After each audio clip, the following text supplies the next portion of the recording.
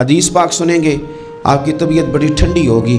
میرے نبی پاک صلی اللہ تعالیٰ علیہ وسلم ارشاد فرماتے ہیں کہ جو بندہ سوال سے بچنا چاہے گا، ارادہ کرے گا اللہ میں نے کسی سے نہیں مانگنا، فرمایا جو سوال سے بچنا چاہے گا رب اسے سوال سے بچا لے گا، اور جو لوگوں سے بے نیاز ہونا چاہے گا کہے گا یا اللہ مجھے دنیا داروں کا محتاج نہ بناؤ، اپنی بارگاہ سے عطا فرما۔ جو لوگوں سے بے نیاز ہونا چاہے گا اللہ لوگوں سے بے نیاز کر دے گا، اور فرمایا جو صبر کا ارادہ کرے گا اللہ اسے صبر کی توفیق بھی عطا فرما دے گا۔